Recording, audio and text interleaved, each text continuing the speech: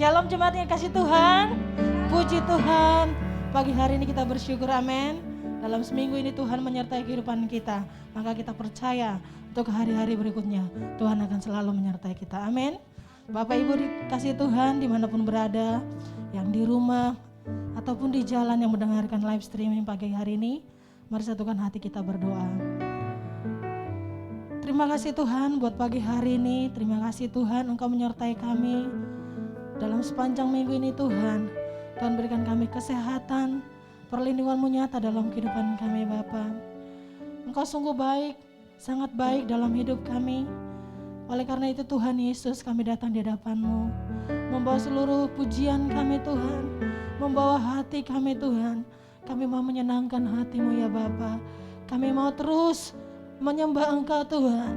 Dari lubuk hati kami mau katakan Engkau sungguh baik, Engkau Allah yang baik. Terima kasih Tuhan, biarlah pujian penyembahan kami Tuhan menjadi pujian yang bawa harum di hadapan-Mu Tuhan. Lewat pujian yang kami naikkan Tuhan, sakit penyakit disembuhkan, yang berbeban berat akan dilepaskan, yang tidak punya pengharapan akan diberikan pengharapan baru oleh Tuhan Yesus. Kami yang lemah akan dikuatkan, kami yang susah akan diberikan kemenangan, bahkan kami yang berduka akan diberikan penghiburan baru daripada Tuhan Yesus Kristus. Terima kasih Tuhan. Segenap hidup kami Tuhan, kami terus serahkan bagi Engkau. Terpuji nama-Mu Tuhan pagi hari ini.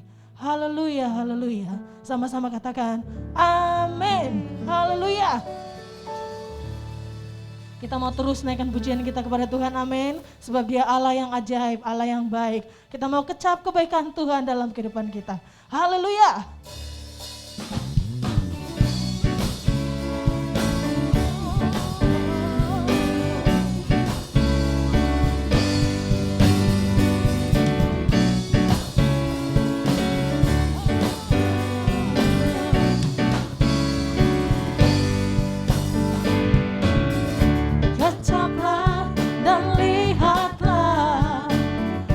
Betapa baiknya Tuhan itu,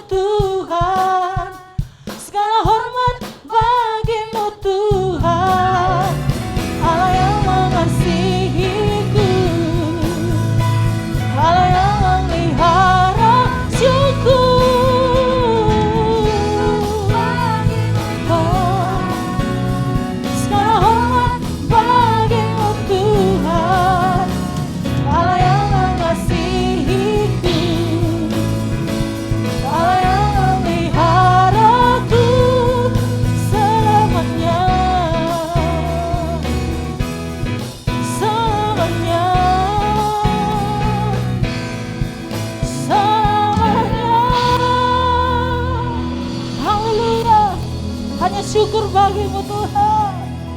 Haleluya. Baik Bapak Ibu yang dikasih Tuhan, mari kita sama-sama mendengarkan Voice of Pentecost.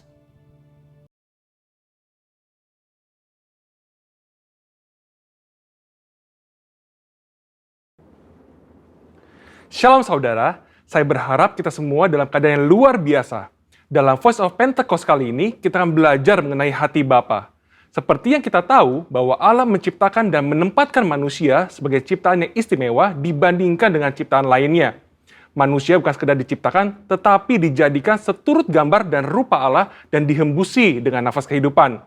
Hubungan antara Allah dan manusia bukan hanya antara pencipta dengan ciptaannya, tapi sebuah hubungan yang istimewa, yaitu digambarkan seperti seorang bapa dengan anak-anaknya. Hubungan Allah dan manusia yang disamakan dengan hubungan bapa dan anak diajarkan Tuhan Yesus sendiri yang merupakan hasil dari karya penebusannya di kayu salib. Tuhan Yesus juga mengajarkan sebuah doa yang dikenal dengan doa Bapa kami, dan doa ini dimulai dengan menyebut Allah sebagai Bapa kami yang di sorga. Dalam doanya, ia juga memanggil Allah dengan sebutan Bapa. Dalam pengajarannya, ia memakai perumpamaan bapa dan anak seperti perumpamaan anak sulung dan anak bungsu. Inilah hubungan yang Allah ingin nyatakan kepada manusia ciptaannya, tetapi karena pemberontakan dan pelanggaran perintah Allah oleh manusia, maka hubungan ini menjadi rusak. Iblis memperdaya manusia dengan tipuan yang buat seolah-olah Allah berbohong dan tidak mau tersaingi oleh manusia. Iblis juga menyatakan bahwa manusia akan menjadi seperti Allah ketika memakan buah pengetahuan yang baik dan jahat. Menjadi seperti Allah adalah sebuah hal yang membuat manusia tertarik untuk makan buah itu, sekalipun mengerti segala konsekuensi yang harus ditanggung dan hasilnya justru menghancurkan hubungan yang baik antara Allah dan manusia. Demikian juga hari-hari ini, Iblis terus merusak gambaran Bapa Sorgawi dengan cara merusak gambaran Bapa Jasmani agar manusia kehilangan hubungan yang istimewa ini. Nah, berikut ini adalah kesalahan dari tindakan Bapa Jasmani yang merusak gambaran Bapa Sorgawi. Yang pertama, seorang ayah yang menggunakan otoritasnya dengan sewenang-wenang dan memberikan kasih bersyarat kepada anak-anaknya. Maka seorang anak akan sukar menerima dan percaya akan kasih Bapa Sorgawi yang tak bersyarat. Yang kedua, seorang ayah yang suka berbohong dan tidak menepati janji karena berbagai alasan yang dibuat-buat akan menjadikan anak-anaknya tidak dapat mempercayai janji-janji Bapa Sorgawi. Dan yang ketiga, seorang ayah yang tidak menyediakan waktu yang cukup dan berkualitas untuk anak-anaknya, yang akhirnya membuat anak merasa tidak dihargai dan tidak dapat mempercayai kasih Bapa. Sebuah hasil survei yang dilakukan di kalangan generasi muda Gereja Bethel Indonesia menyatakan bahwa ketika menghadapi masalah, hanya 30% yang bercerita kepada orang tuanya, sedangkan 59% lainnya bercerita kepada orang lain, dan 11% memendam masalah itu sendiri. Selain itu, 12,5% kaum muda GBI mengakui bahwa mereka memiliki hubungan yang buruk dengan orang tua, dan 43% tidak ingin memiliki pasangan hidup seperti orang tuanya. Anak yang orang tuanya bercerai memiliki potensi 2 kali lipat lebih besar mengalami hubungan yang buruk dengan orang tuanya dan berkeinginan untuk bunuh diri dibandingkan dengan anak yang orang tuanya tidak bercerai. Pengakuan dari mereka yang memiliki hubungan yang buruk diakibatkan karena tersakiti oleh kata-kata yang diucapkan orang tua, mendapatkan pukulan fisik, merasa orang tua tidak memiliki waktu yang cukup bagi dirinya, dan tidak bisa menjadi teladan.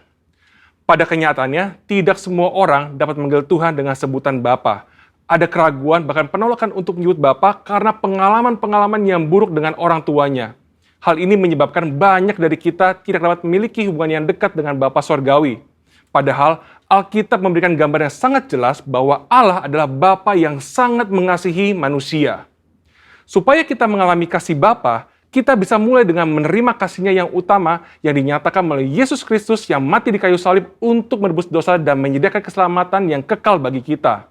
Di kayu salib, Tuhan Yesus berteriak, Eli, Eli, lama sabatani, yang artinya Allahku, Allahku, mengapa engkau meninggalkan aku? Tuhan Yesus ditinggalkan Bapanya supaya kita semua bisa diperdamaikan dengan Bapa Sorgawi dan mengalami pemulihan dalam hubungan kasih Bapa. Matius 7 ayat 11 berkata, jadi jika kamu yang jahat tahu memberi pemberian yang baik kepada anak-anakmu, apalagi Bapamu yang di sorga, ia akan memberikan yang baik kepada mereka yang meminta kepadanya. Bapa di sorga tidak akan mengecewakan anak-anaknya. Kasih Bapa Sorgawi melebihi kasih seorang Bapa jasmani dan mampu memberikan yang baik kepada anak-anaknya.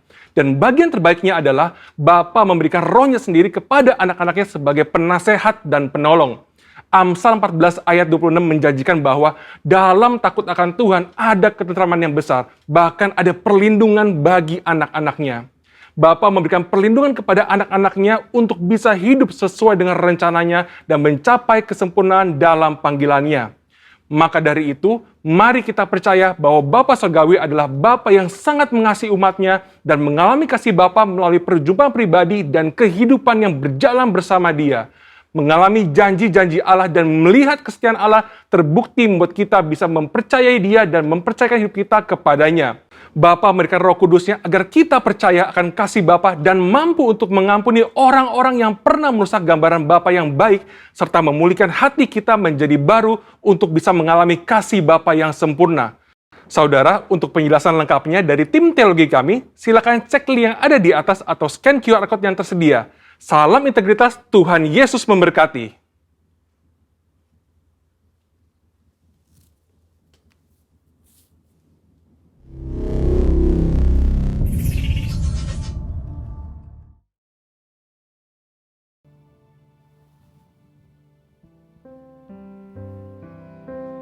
Haleluya, terima kasih Tuhan.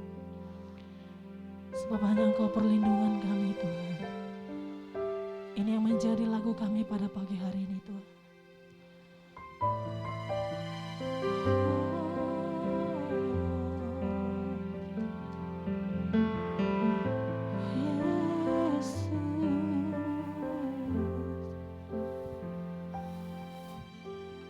Hanya Kau tempatku berlindung,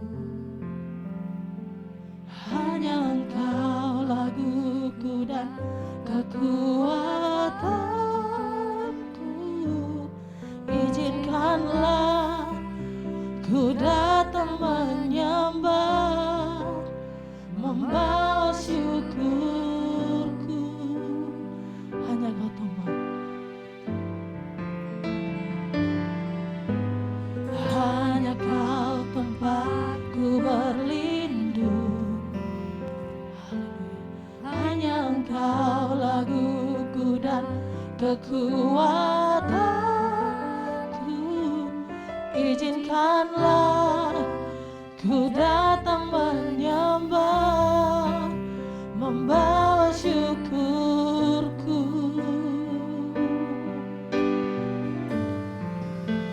Sedalamnya hatiku Kau pun tahu,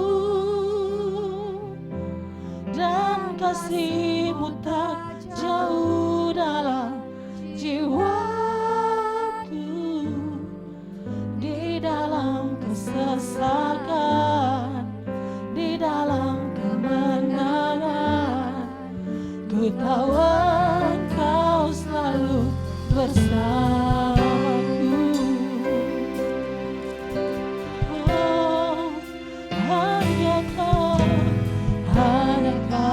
tempatku berlindung. Yes Tuhan, hanya Engkau laguku dan kekuatanku.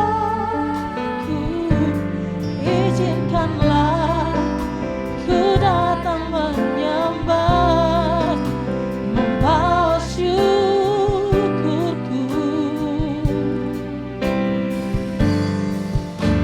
Sedalamnya hatiku Kau pun tahu, dan kasih-Mu tak jauh dalam jiwaku. Di dalam kesesakan, di dalam kemenangan, ku tahu Engkau selalu. Sedalamnya hatiku, oh, sungguh Engkau tahu Tuhan, dan kasih-Mu tak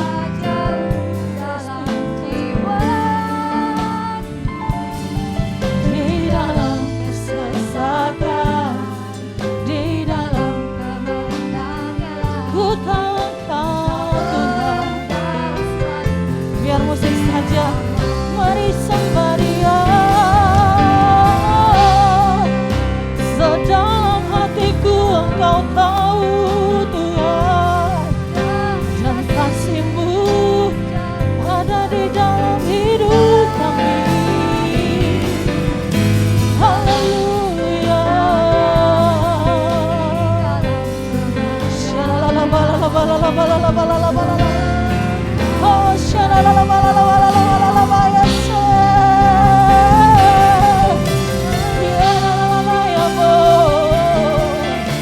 Yesus, Engkau tahu isi hati kami, Engkau tahu hidup kami Tuhan. Haleluya, haleluya.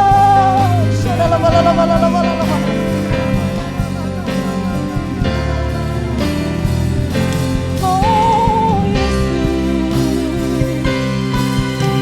sedalam hatiku, sedalam hatiku Tuhan tahu, dan kasih-Mu tak jauh dalam jiwaku, di dalam kesesakan. Yes Tuhan, Engkau berikan kami kemenangan. Ku tahu, sekali lagi katakan, sedalam hatiku, oh Tuhan. Ya la la la la la la la la, sungguh nyata bagi kami Tuhan.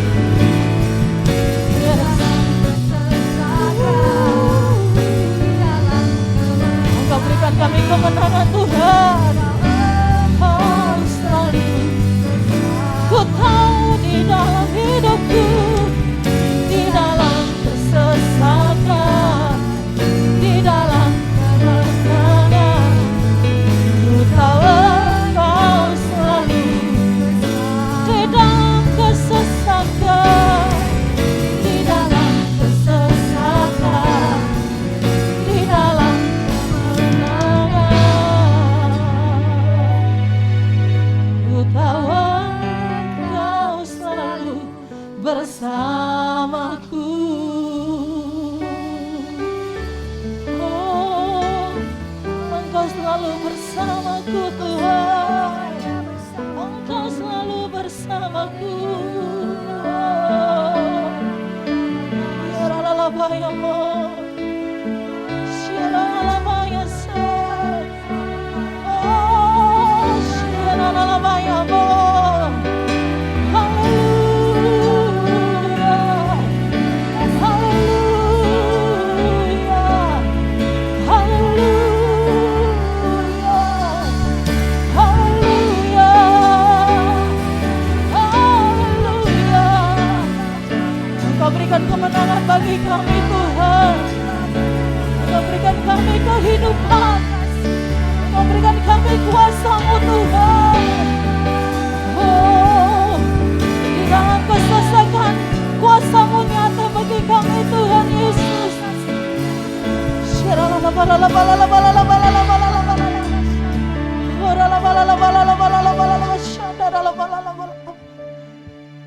Haleluya. Haleluya Yesus. Terima kasih Tuhan.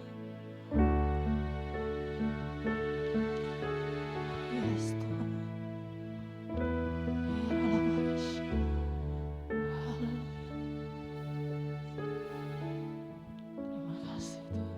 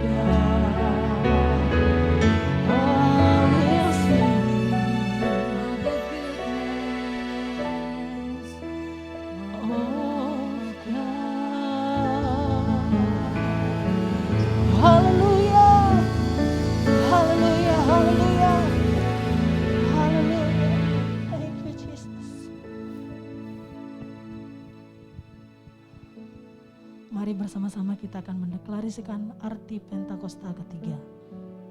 Pentakosta ketiga. 1. Pentakosta ketiga adalah pencurahan Roh Kudus yang dahsyat di zaman ini melebihi yang terjadi di Azusa Street. 2. Pentakosta ketiga akan mengakibatkan penuaian jiwa yang terbesar dan yang terakhir sebelum Tuhan Yesus datang kembali. 3. Pentakosta ketiga akan membangkitkan generasi Yeremia, yaitu anak-anak muda yang dipenuhi Roh Kudus, cinta mati-matian kepada Tuhan Yesus, tidak kompromi terhadap dosa, dan akan bergerak untuk memenangkan jiwa. 4. Pentakosta ketiga lahir di Indonesia dan bergerak ke bangsa-bangsa. Gerakan ini dari timur ke barat dan akan kembali ke Yerusalem. 5.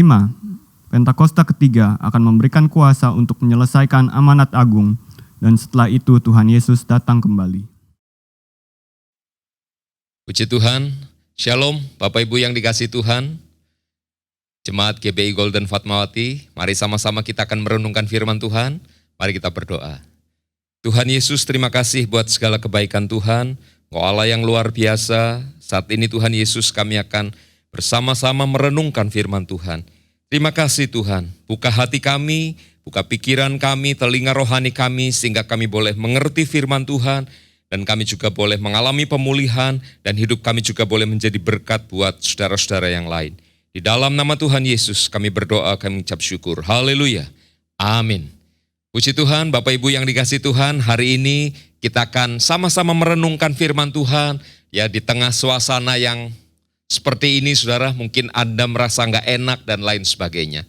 Terlebih dahulu saya mengucapkan terima kasih buat Pak Gembala yang sudah boleh mengizinkan saya untuk boleh melayani. Saya akan buka dalam Markus pasal yang kelima, saudara. Markus pasal yang kelima. Kalau kita perhatikan dari ayat 21, perikopnya adalah Yesus membangkitkan anak Yairus dan menyembuhkan seorang perempuan yang sakit pendarahan. Saya akan baca di dalam ayat yang ke-24, mulai ayat 24. Markus 5 ayat 24. Lalu pergilah Yesus dengan orang itu. Orang banyak berbondong-bondong mengikuti dia dan berdesak-desakan di dekatnya. Adalah di situ seorang perempuan yang sudah 12 tahun lamanya menderita pendarahan. Ia telah berulang-ulang diobati oleh berbagai tabib, sehingga telah dihabiskannya semua yang ada padanya, namun sama sekali tidak ada faedahnya, malah sebaliknya keadaannya semakin memburuk, makin memburuk.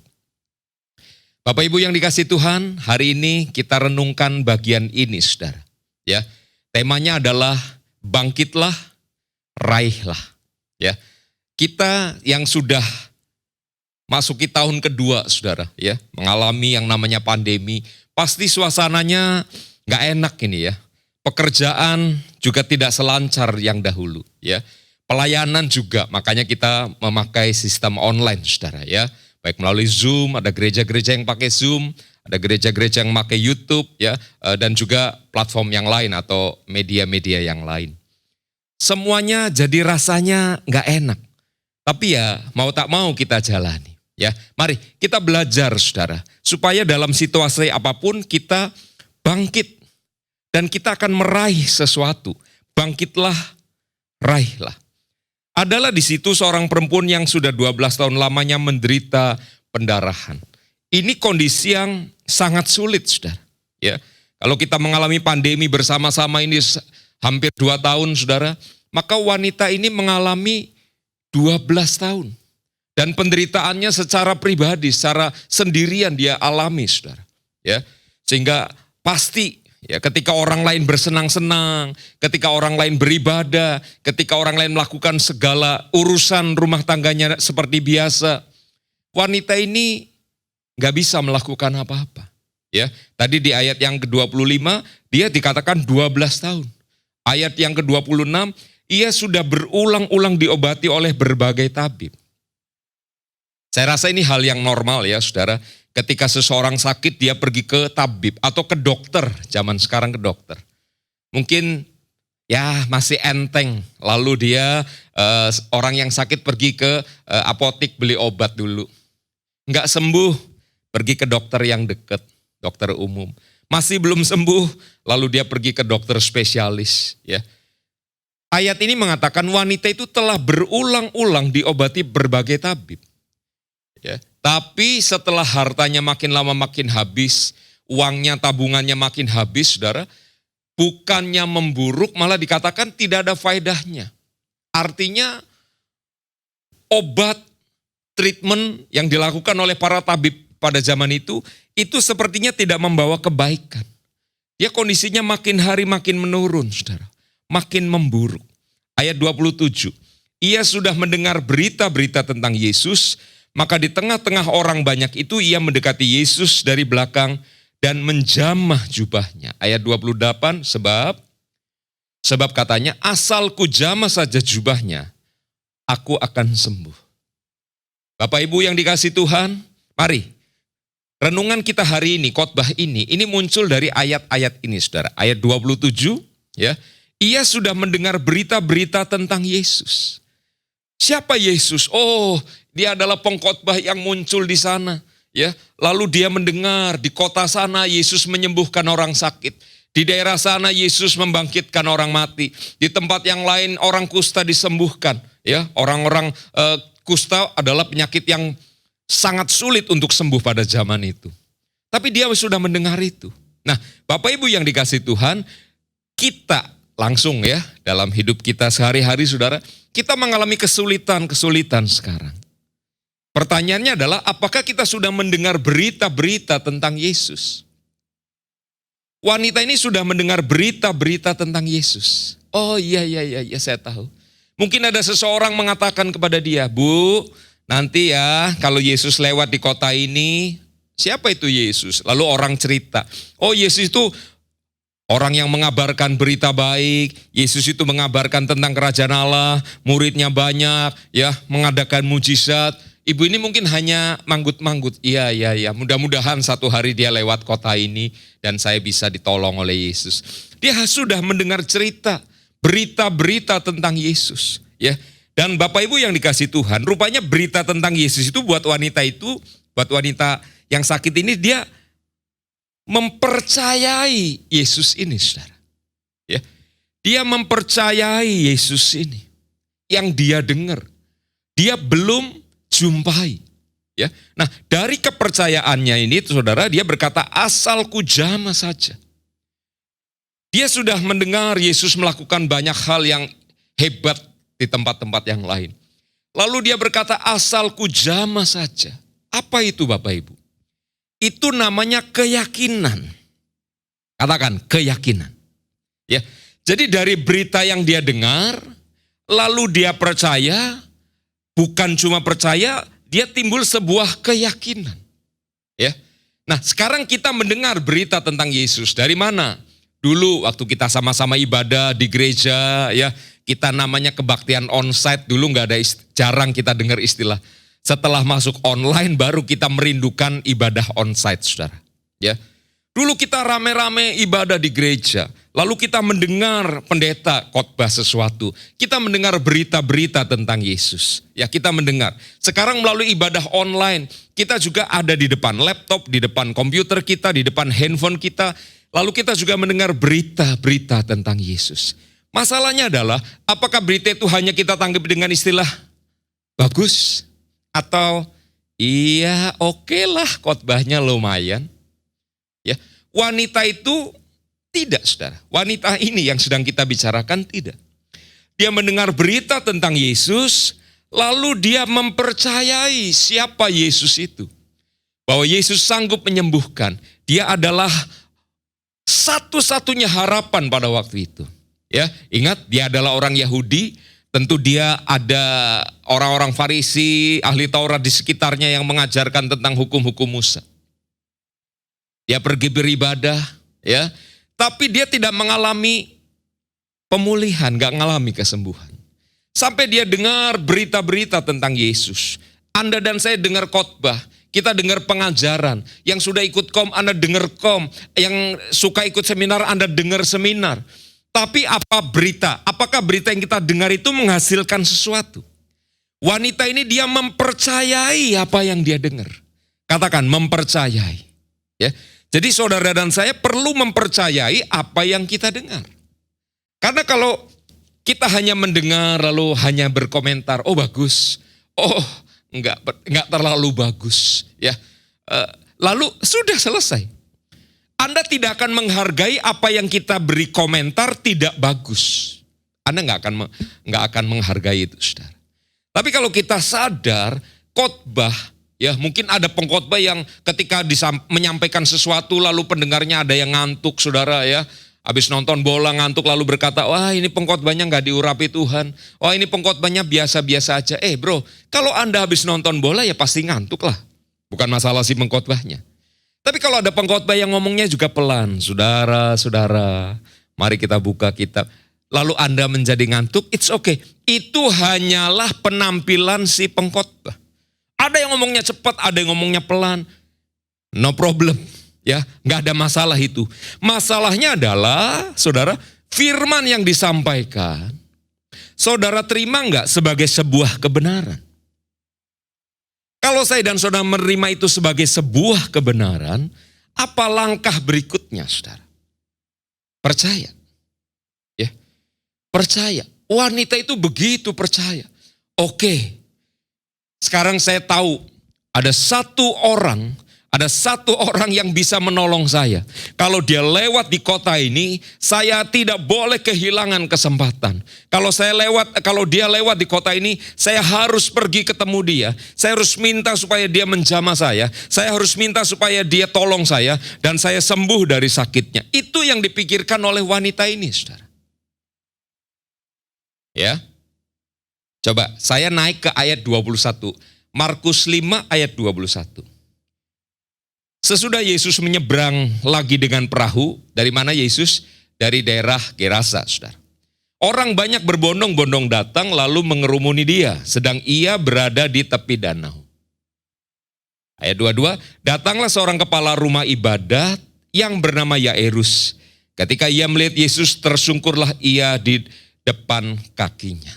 Oke, Anda bisa bayangkan, Yesus baru menyeberang, lalu sampai, saudara, lalu orang banyak berbondong-bondong, lalu datanglah Yairus kepala rumah ibadat. Ya. Dan Yesus kemudian, Yairus minta supaya Yesus menyembuhkan anaknya, saudara. Anakku perempuan sedang sakit hampir mati, datanglah kiranya, letakkan tanganmu atasnya supaya ia selamat dan tetap hidup. Jadi, Anda bisa ingat, bisa bayangkan begini, saudara.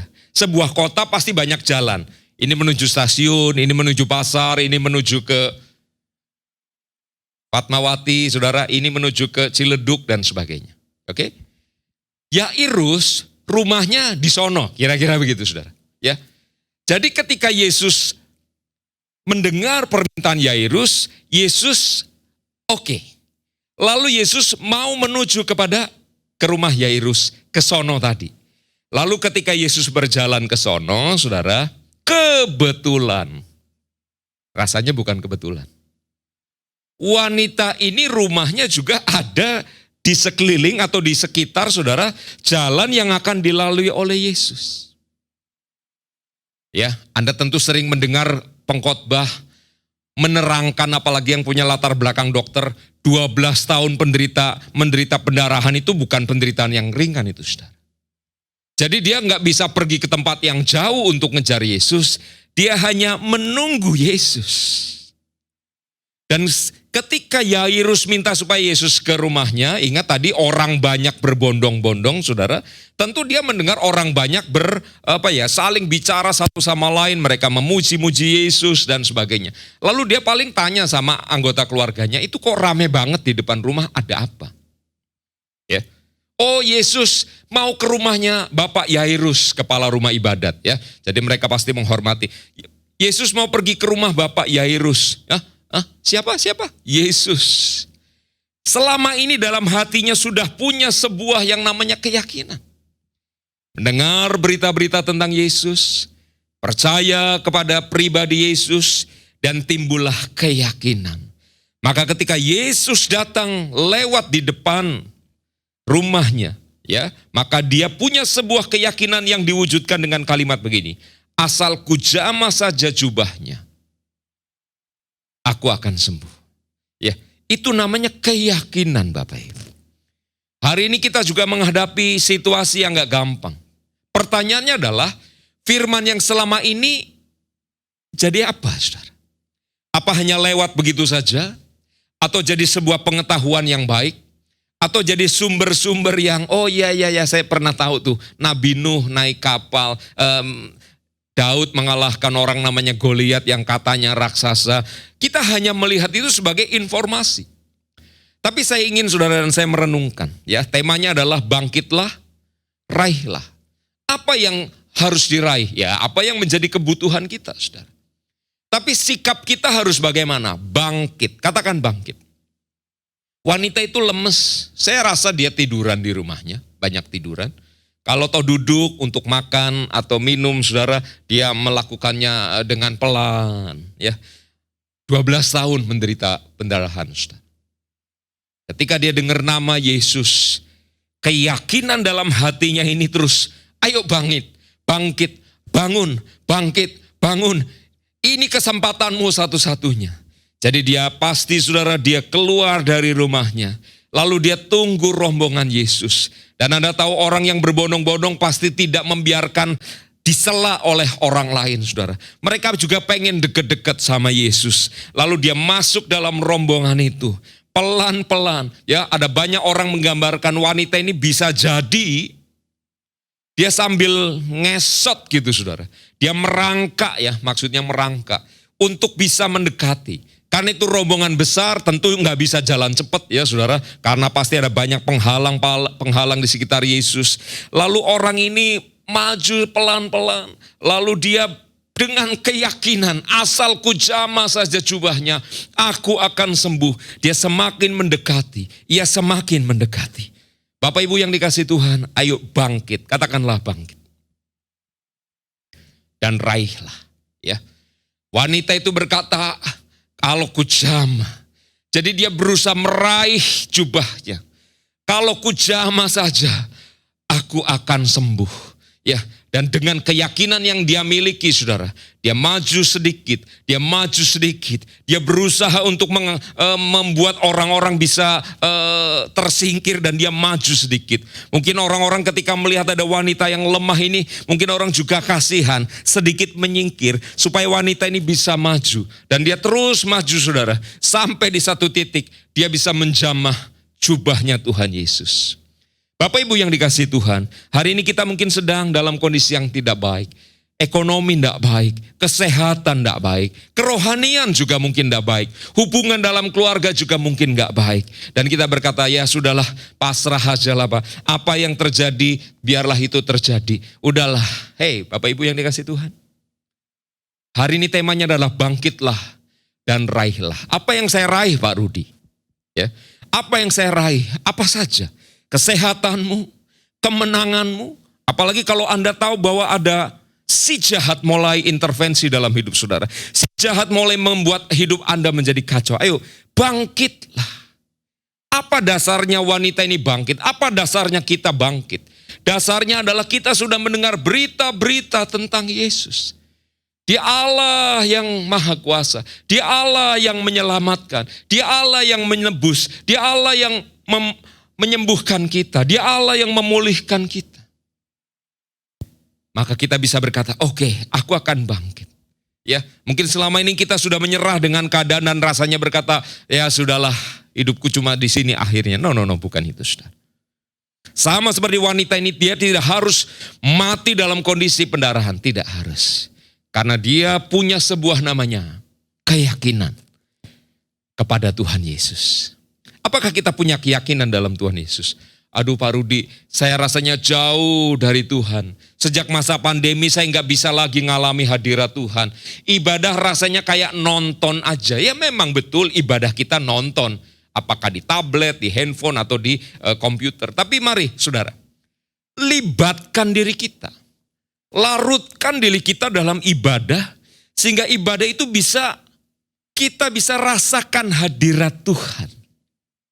Ya, singkirkan semua penghalang, ya, WA kah, SMS kah, YouTube yang lain, atau main TikTok. Udah singkirkan semua itu, konsentrasi sehingga Anda mendengar berita tentang Yesus. Nah dari berita itu timbul percaya. Dan percaya saudara, harus menjadi sebuah keyakinan dalam diri kita. Asal ku jamah saja. Tuhan, aku percaya Tuhan pasti tolong. Ya, suamiku sedang ngalamin dirumahkan, tapi aku percaya Tuhan pasti tolong. Akhir bulan ini akan mendapatkan pekerjaan yang baru. Aku sedang sakit, anakku sedang sakit, tapi aku percaya Tuhan pasti tolong. Itu maksud saya begitu, saudara. Ya, rumah tanggaku sedang dalam keadaan tidak baik, tapi aku percaya Tuhan pasti tolong. Itu namanya keyakinan, conviction. Ya, itu yang ingin Tuhan miliki dari setiap kita. Ya, mari bangkitlah, raihlah. Apa yang saya raih? Kesehatanmu, ya, kesejahteraanmu, pemulihanmu, saudara. Itu bisa Anda dapatkan ketika engkau berkata, asal ku jamah saja jubah Yesus. Jadi apa yang harus saya lakukan Pak dalam situasi sekarang ini? Anda baca Alkitab, dan saya harap Anda terus baca Alkitab setiap hari, saudara. Biar Alkitab itu berbicara kepada kita. Sehingga kita berkata, ya Tuhan, aku percaya firman Tuhan. Kita misalnya mendengar cerita, saudara, dalam Alkitab tentang Daniel yang luput dari singa-singa. Dimasukkan dalam gua singa dan singanya nggak bisa memakan Daniel. Jangan hanya sebuah cerita. Katakan Tuhan, itu sesuatu yang luar biasa. Tuhan tolong Daniel. Jangan lupa saudara, Tuhan yang tolong Daniel. Dan Tuhan yang sama juga akan tolong hidup saya dan saudara. Tapi dari sisi kita harus punya yang namanya kepercayaan sama Tuhan. Dan keyakinan yang kokoh. Iya tapi Pak gimana ya? Oke, kalau kita bandingkan saudara. Derajat atau level kesulitan saudara. Sama level kesulitan wanita yang 12 tahun menderita pendarahan mana lebih besar? Bagaimana? Mana lebih besar? Wanita itu. Uangnya habis, sakitnya tak kunjung sembuh. Kita nggak melihat bagaimana keluarganya diceritakan, tapi mereka pasti susah. Tiap hari wajahnya murung, saudara. Wajahnya mungkin menderita kesakitan karena memang kondisinya itu. Tapi wanita ini memberikan satu contoh yang luar biasa. Dia bangkit. Dan dia berjalan meskipun pelan-pelan atau merangkak meskipun pelan-pelan. Dan dia meraih sesuatu. Dan hasilnya dia mendapatkan kesembuhan dari Tuhan Yesus. Mari, saatnya kita bangkit, setiap kita bangkit. Ya saudara, ya Pak tapi situasinya memang tidak mudah. Tidak mudah. Waktu zamannya Goliat menantang orang Israel, situasinya tidak mudah. Semua orang Israel termasuk rajanya sedang sembunyi. Dan mereka sedang memikir gimana caranya. Dan akhirnya karena nggak ketemu-ketemu. Goliat 40 hari siang, pagi dan sore mengatakan intimidasi. Mereka semakin takut dan semakin tahu. Tidak mudah. Tapi ketika muncul seorang pemuda, seorang gembala namanya Daud. Dia lihat dari sisi yang berbeda. Ini orang kok menghina Allah ya. Ini orang kok menghina barisan dari Allah yang hidup ya. Lalu dia maju dan Anda tahu Daud memenangkan peperangan sama Goliat. Kita bisa memilih untuk tetap diam, duduk, tiduran dan menyerah. Atau sebaliknya kita mulai bangkit karena kita mendengar berita-berita tentang Yesus. Ya, salah satu sikap tentu kita nggak boleh membiarkan saudaraku yang dikasih Tuhan. Ibadah berlalu hanya kita nonton saja. Saya ingin saudara dan saya kita semua ayo lihat ibadah, ikuti ibadah, larut dalam ibadah, biar firman kita dengar, kita mendengar berita tentang Yesus dan kemudian kita mempercayai itu, percaya firman, percaya apa yang dikatakan oleh Roh Kudus, lalu kita punya keyakinan dalam hati kita. Dari keyakinan itu kemudian kita maju, bangkit dan meraih apa yang Tuhan sediakan bagi kita. Puji Tuhan, kiranya kita semua bisa mengerti dan kita bisa mengambil langkah-langkah yang sama. Mari kita berdoa, saudara. Resekarala kuria pataka, repapakana sekaralapa, rekopapatakaralama. Saat ini Tuhan biar hamba berdoa, setiap kami Tuhan, jemaat Tuhan, Kiranya kami dikuatkan oleh firman Tuhan. Kami mau Tuhan mendengar berita tentang Yesus. Dan kami mau mempercayai hal itu. Dan biar Tuhan ada keyakinan yang kuat, yang kokoh timbul dalam hati kami. Terima kasih Tuhan. Hamba berdoa saat ini mungkin ada yang sedang sakit. Ada yang sedang mengalami berbagai masalah. Hamba berdoa di dalam nama Yesus. Mari saudara bangkitlah. Raihlah kemenangan saudara. Raihlah pemulihan yang daripada Tuhan. Yang Tuhan sudah sediakan atas hidupmu. Miliki keyakinan yang kokoh seperti wanita ini. Di dalam nama Yesus. Terimalah kesembuhanmu. Terimalah pemulihanmu. Terimalah segala sesuatu yang Tuhan sudah sediakan. Di dalam nama Tuhan Yesus. Terima kasih Tuhan. Haleluya. Yang percaya sama-sama katakan amin. Puji Tuhan. Tuhan Yesus memberkati kita semua saudara.